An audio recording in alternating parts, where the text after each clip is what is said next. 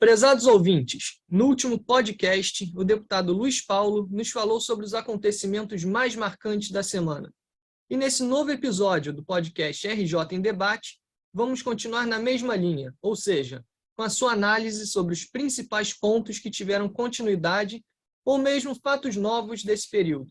É muito bom saber que vocês, nossos ouvintes, continuam se manifestando ativamente pelo nosso WhatsApp, que é o 21 9951 45678.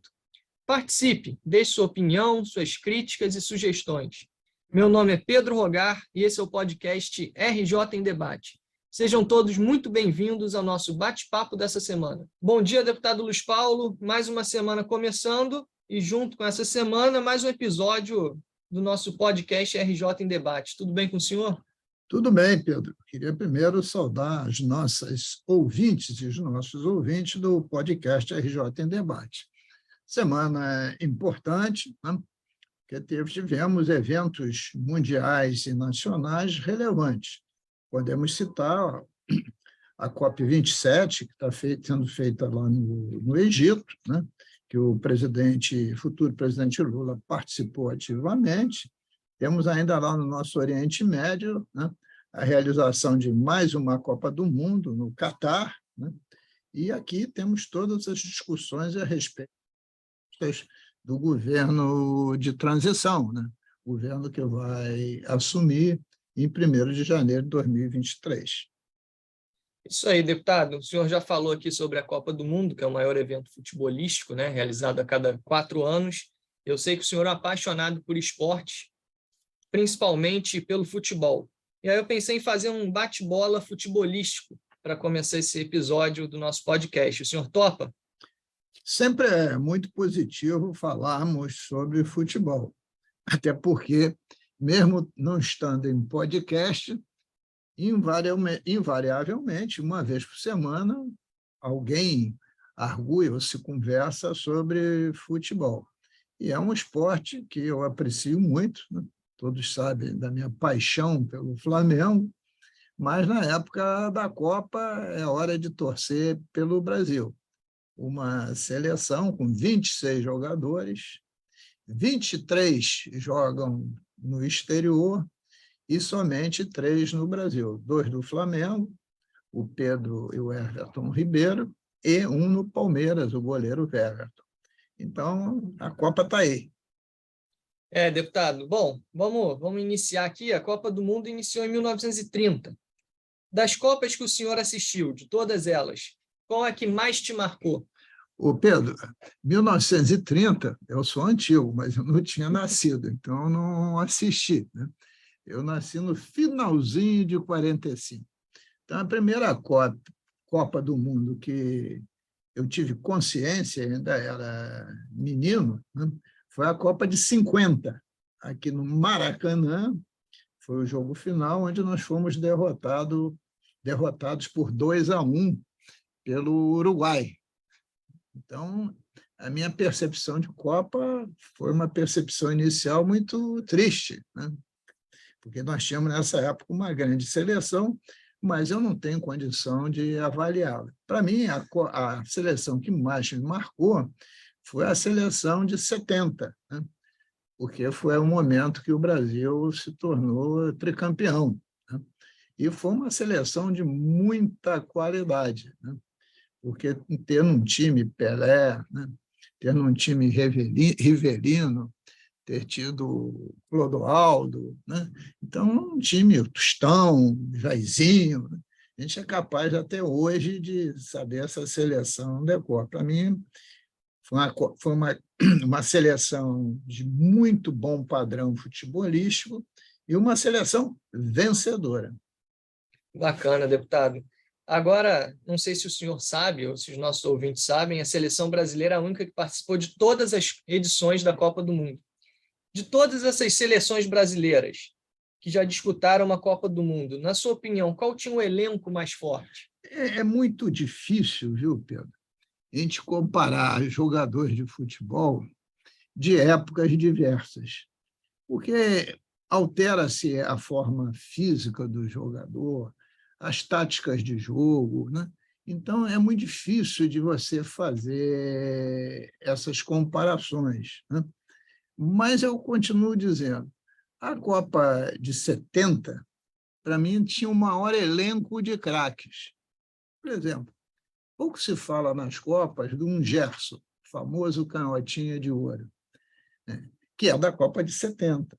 Será que o futebol do Gerson, de altíssima qualidade, mas não de grande velocidade, não de grande combate, teria mais efetividade do que hoje? Né? Não sabemos. Como é que a gente vai comparar, né? Se o Vavá, na mesma seleção, era melhor do que o Mazola, na seleção de 58, né? Então, eu ainda prefiro ficar com o elenco da que mais me impactou, que foi o elenco da Copa de 70. Porque tivemos depois grandíssimos jogadores e seleções muito, muito positivas. Mas a que me marcou mais foi essa. Deputado, agora o senhor já falou aqui de Pelé, citou, né? Pelé, Garrincha, Zico, Rivelino, diversos outros craques da seleção de 70. O senhor seria capaz, é difícil, né? Porque a gente sabe que a seleção brasileira é repleta de craques desde lá atrás até os tempos atuais. Mas o senhor seria capaz de citar 5 jogadores, pode ser brasileiro ou não brasileiro, mas aqueles que marcaram, te marcaram, né? Que você sempre vai lembrar. Bom, eu vou começar por 5 só do Brasil, porque só no Brasil eu poderia citar uns 50. Mas vou começar, evidentemente, pelo Pelé, que para mim foi o maior jogador de todos os tempos. Pelé não era do Flamengo, não, apesar de ter tido uma passadazinha lá no Flamengo, mas ele se projetou como jogador do Santos. O segundo jogador que eu coloco também num pedestal de grande diferencial era do Botafogo, Garrincha, um ponta-direita excepcional. E foi um dos grandes responsáveis por 2 Copas, né? De 58 e 62. Um jogador extraordinário, né? Mas nós temos ainda que citar jogadores que não são só atacantes, né? Porque nós tivemos naquela seleção de 58 um formidável jogador de meio de campo que chamava-se Zito, né? Tivemos na Copa de 70, volto a dizer, uma dupla de meio campo extraordinária, Clodoaldo e Gerson. Só aí eu já citei 6, né? Mas se você regredir, voltar ao tempo, você tem lá Leônidas da Silva. Se você quiser sair do Brasil, né, você pode ir aqui pertinho, na Argentina, né, e tinha lá o nosso Diego Maradona. Se você quiser ir à Espanha, tinha de Stefano. Se você quiser ir à Alemanha, tem Beckenbauer. Enfim, mas é um elenco muito grande de grandes jogadores. Mas o Brasil é o grande celeiro de jogadores do mundo e a única seleção que já foi campeã do mundo, né, mais vezes. Estamos a caminho do Hexa. Isso mesmo, deputado. Agora, para a gente chegar ao Hexa, a gente tem que passar primeiro pela fase de grupo. O Brasil está no grupo G, junto com Sérvia, Suíça e Camarões. A gente sabe que futebol se ganha dentro de campo, né? A gente não pode ganhar um jogo antes de entrar, ou como gostam de falar, entrar de salto alto. O senhor tem alguma dúvida da classificação do Brasil para a próxima fase? E qual seria o outro país desse grupo a se classificar, na sua opinião? Pedro, por acaso você leu os adversários do Brasil na ordem, em tese, tudo em tese, do mais forte para o mais fraco? E o adversário mais sério do Brasil é o da estreia, é a Sérvia, que sempre foi também um celeiro de grandes jogadores e um futebol muito organizado, de bola no pé, de bola bem passada, de dribles, de velocidade. Então, a Sérvia é o mais forte adversário. A Suíça, né, se caracterizou por ser um time extremamente defensivo. que cunhou nas Copas do Mundo o famoso ferrolho suíço, que era difícil de você entrar na defesa. Então, um jogo sempre muito duro, que é ataque contra defesa, e esporadicamente um contra-ataque pode vingar. E Camarões, que representa bem o futebol africano, mas não é hoje a melhor seleção africana, está muito desorganizada. A melhor seleção africana hoje é Senegal, então o Camarões está muito desorganizado. Então, eu posso imaginar que o Brasil se classificaria junto com a Sérvia. Deputado, agora o Brasil é o único pentacampeão, já foi campeão em 58, 62, 70, que o senhor falou aqui com muita propriedade, 94 e 2002. E é seguido de Itália e Alemanha com 4 títulos. A Itália não vai estar presente nessa Copa, aliás, pela segunda vez consecutiva. Já não esteve presente na Copa de 2018 e não estará novamente na de 2022. Então, só a Alemanha que poderia alcançar essa marca de 5 títulos, ser pentacampeão, assim como o Brasil. E eu queria que o senhor citasse as 4 seleções que o senhor acredita que estão mais preparadas, são as favoritas para chegar à semifinal. Eu não tenho muita dificuldade. Onde está se praticando um grande futebol, mesmo tendo uma legião de estrangeiros, né, gera também grandes craques em casa pela sinergia que existe. Então, além do Brasil, eu tenho que citar a Alemanha, que tem lá os grandes times do mundo, a própria Inglaterra, tem seleção muito forte, e ninguém vai poder menosprezar a França, que é a última campeã mundial, né? E que também tem lá o PSG com um time estelar, né? É claro, você não está esquecendo a Espanha. É verdade, não estou esquecendo, estou limitado ao número de 4, porque se fosse 5, eu incluía a Espanha. Queria agora que o senhor apontasse 4 jogadores dessa nossa seleção atual que tem mais chance de destacar, aqueles que o senhor acha que, assim, que a população brasileira, que o torcedor vai poder olhar e com mais atenção, vai falar assim, olha, esse tem chance de trazer o Hexa para a gente. Olha só, esta seleção brasileira se caracteriza, no meu entendimento, por um ataque muito forte. Um ataque muito forte. Então, temos que citar, né, o Neymar, evidentemente, o Vinícius Júnior, pela esquerda, pela direita tem lá o Antony, né, são 3 grandes jogadores, né, e mesmo na defesa, para não ficar só no ataque, eu acho que o Marquinhos também, quarto zagueiro, é um grande jogador, e temos a segurança de um goleiro muito seguro, que é o Alisson. Então, estou citando um goleiro, um zagueiro e 3 atacantes. Ótimo. Deputado, já que a gente está falando aqui de futebol, nesse nosso episódio, vamos aproveitar para falar também um pouco sobre os nossos times cariocas. Em 2023, nós teremos os 4 times grandes na Série A. Flamengo, né, o seu Flamengo, Vasco, o meu Fluminense e o Botafogo. Todos disputarão o Campeonato Carioca, a Copa do Brasil e o Brasileirão. O Botafogo, além dessas competições que eu citei, disputará também a Sul-Americana. E o Flamengo e o Fluminense a Taça Libertadores. Isso é muito animador, né? Como que o senhor vê essas disputas, esse momento tão especial do futebol carioca? Primeiro, temos que citar, né, que em 2023, o Clube de Regatas do Flamengo disputará o Campeonato Mundial de Clubes, visto que foi o campeão da Libertadores em 2022. E também disputará, né, que a gente chama aí de Recopa, né, que jogará contra o time do Equador, né, do Peru, que ganhou a Sul-Americana. Então, temos ainda mais esses 2 campeonatos.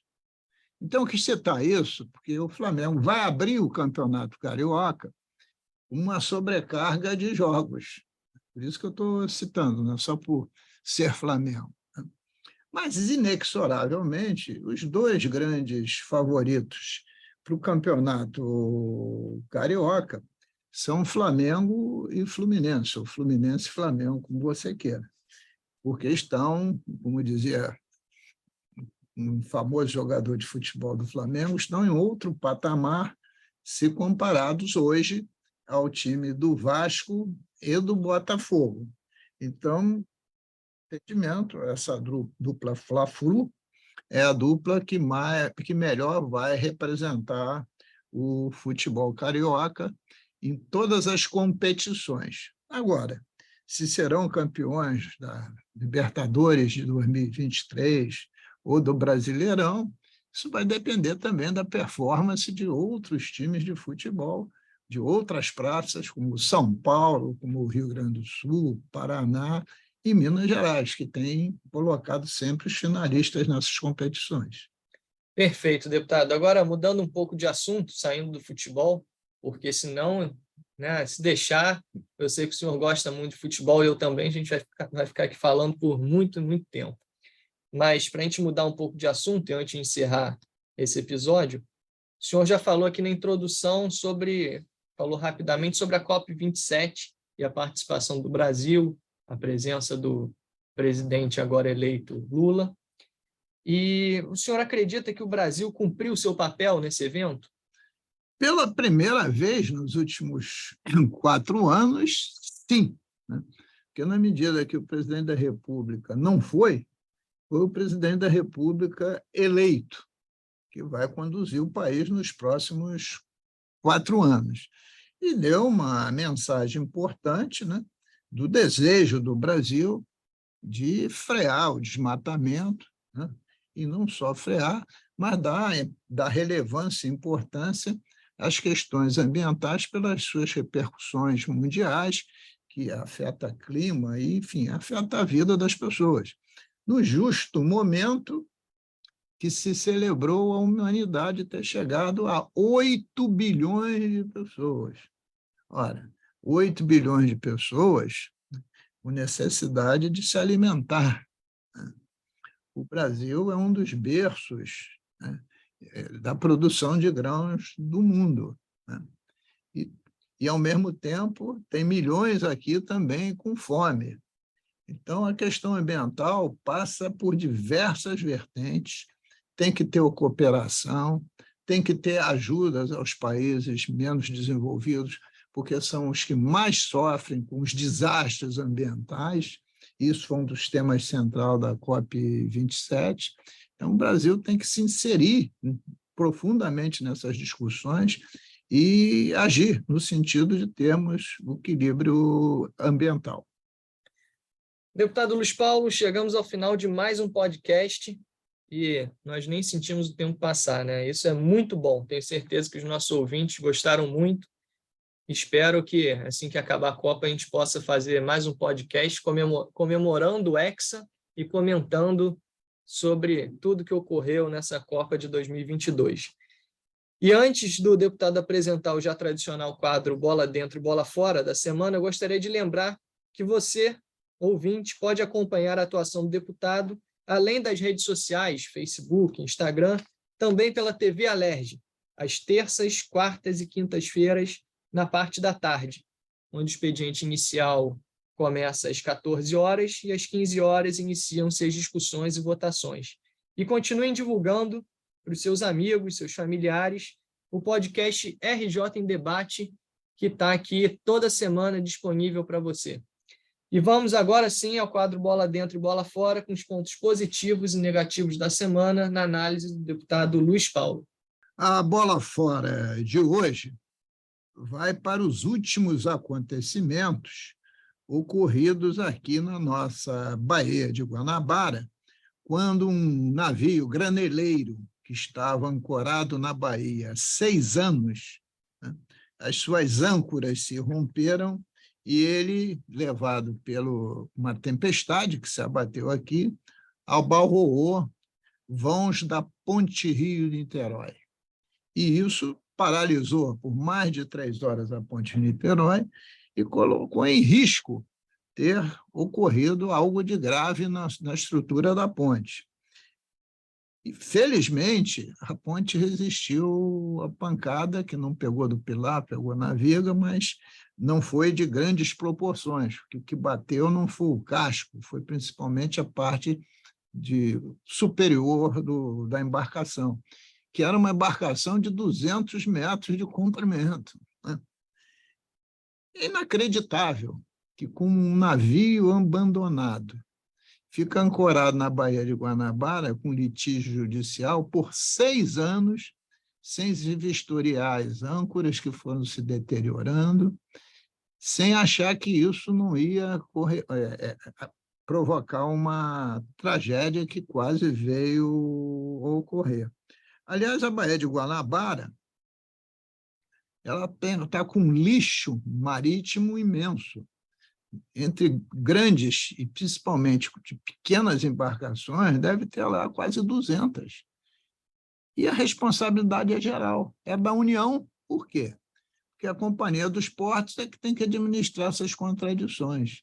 Mas também tem a DOCAS, tem o IBAMA, também é do Estado que tem o INEA, e também dos municípios lindeiros da Baía de Guanabara, que tem as suas secretarias de meio ambiente. Então, tem que haver um esforço coletivo, né, para tirar esse lixo todo que está largado na Baía de Guanabara e muitas vezes servindo de abrigo para contrabando, para narcotráfico, para armas e toda a sorte de outros crimes. A Bola Dentro de hoje, né, ela vai em direção da celebração da Semana da Consciência Negra. Sempre que houver oportunidade, temos que levantar nossas vozes contra qualquer tipo de preconceito, principalmente em relação à discriminação e à opressão racial. Os fatos nos apontam que ainda temos muitas lutas a travar contra práticas racistas que acontecem no dia a dia de nossa sociedade. Defender a igualdade de oportunidades e lutar cada vez mais pela inclusão é obrigação de todos nós. E com a consciência, o Dia da Consciência Negra, se rememora a luta de Zumbi, né? E que é a luta de libertação e de equidade social entre todos, porque não pode haver discriminação nem domínio da cor de uma pele sobre outra, até porque todos somos seres humanos.